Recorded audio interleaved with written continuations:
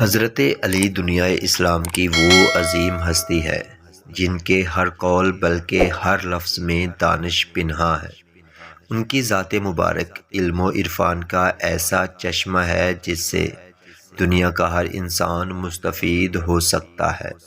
یوں تو اکثر مواقع پر ان کے اقوال ہماری رہنمائی کرتے ہیں، بلکہ فکر کے نئے درواں کرتے ہیں، مگر ان کا ایک قول ہم روزمرہ زندگی میں بار بار سنتے ہیں کہ اگر کسی پر احسان کرو تو اس کے شر سے بچو۔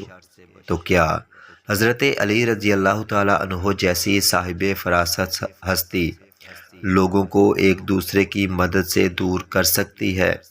کیونکہ کائنات میں تمام انسان احسان کی رسی میں بندھے ہوئے ہیں۔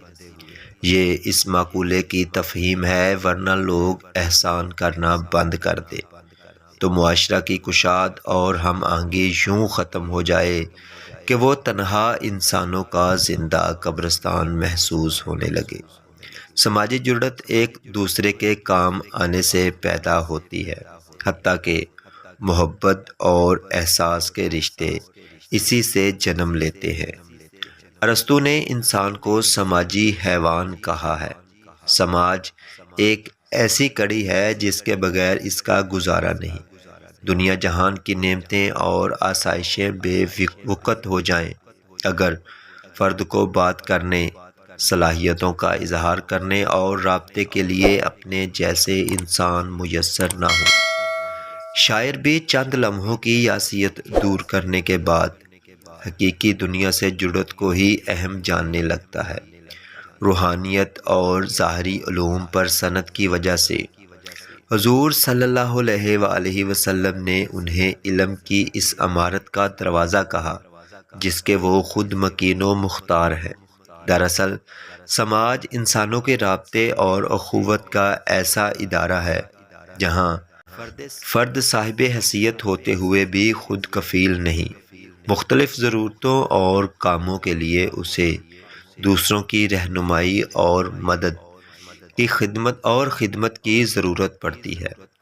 ہر انسان کی زندگی میں قدرت کی طرف سے کچھ وسیلے بنائے جاتے ہیں جو اسے منزل تک پہنچنے میں مدد دیتے ہیں۔ کہا جاتا ہے کہ انسان کی 80% قسمت اس کی جینز میں رکھ دی جاتی ہے، جبکہ اس کا اختیار اور ثوابدید صرف 20% تک ہے۔ وہ موقع محل کے مطابق رد عمل کا اظہار کرے اور درست وقت پر درست فیصلہ کرے، تاہم کبھی کبھی یہ 20% 80% پر حاوی ہو جاتا ہے، کیونکہ طلبگار اس دروازے پر دستک ہی نہیں دیتا جس کے اندر اس کے خوابوں کی تعبیر منتظر نہیں ہوتی۔ کبھی فیصلہ سازی کا فقدان اور کبھی خوف کے باعث عمل سے اجتناب ناکامی کا سبب بنتا ہے۔ ہر انسان کی زندگی میں احسان کے کئی مقام آتے ہیں، یہ بھی معاشرے کو مربوط کرنے کی ایک شکل ہے۔ احسان کرنے والے کا یہ افتخار ہے کہ وہ احسان کر کے بھول جائے، مگر احسان لینے والے کی یہ پہچان ہے کہ ہمیشہ احسان مندی کے جذبات سے لبریز رہے۔ حضرت علی علیہ السلام کے قول کی تشریح کرتے ہوئے یہ بات واضح ہے کہ ان کا اشارہ کم ظرف انسان کی جانب ہے، جس کے دامن میں زیادہ کچھ سمیٹنے کی جگہ نہیں ہوتی۔ اس کا احساس کمتری سرکشی کا روپ دھار کر اس ہستی کے مقابل لے آتا ہے کہ وہ احسان کرنے والے کو خود سے برتر سمجھ کر اس سے مخاصمت پر تل جاتا ہے۔ یہی وہ مقام ہے جب اس کا جوہر انسانیت بکھر جاتا ہے، انتقام اور نفرت کی آگ اسے جلا کر راکھ کرنے لگتی ہے اور رفتہ رفتہ رحمت خداوندی اس سے دور ہونے لگتی ہے، مگر اس دوران وہ قبض باطن سے نکلنے والی شر کی آگ سے اپنے محسن کو جلانے کی کوشش کرتا ہے اور کچھ نقصان بھی پہنچا دیتا ہے۔ اسی لیے کہا جاتا ہے کہ اگر کم ظرف پر احسان کرو تو اس کے شر سے بچو۔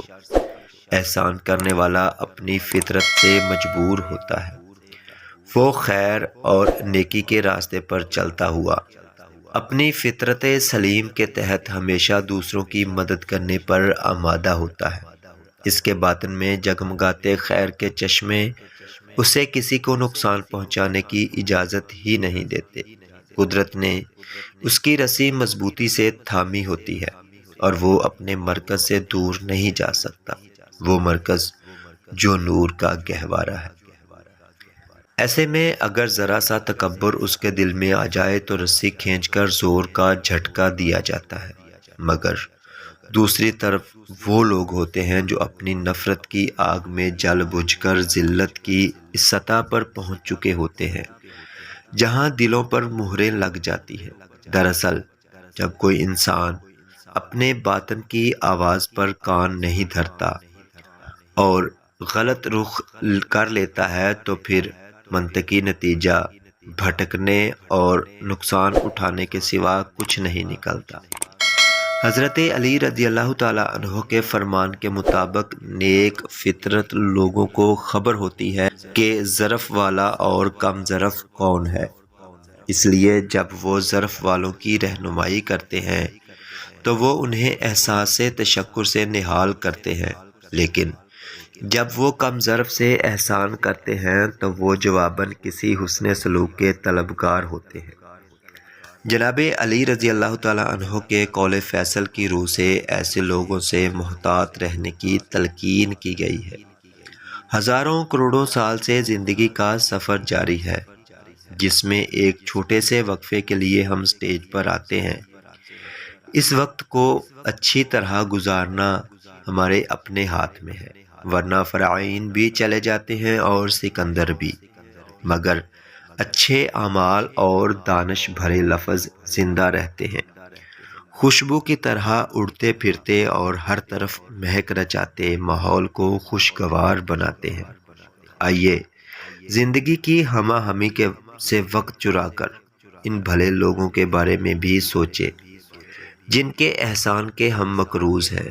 اگر ہم نے کسی پر احسان کیا تو مت بھولیے کہ اس زندگی میں بہت سے لوگوں نے ہم پر بھی احسان کیے ہوں گے، سو ذرا وقت نکال کر ان لوگوں کا شکریہ ادا کرتے ہوئے چلے جنہوں نے کسی مشکل وقت میں ہماری داد رسی کی۔ ان کی حق میں دعا کر کے اپنا آپ بلند کر لیں۔ ویڈیو اچھی لگے تو اپنے دوستوں کے ساتھ شیئر لازمی کریں۔ جزاکم اللہ خیرا کثیرا۔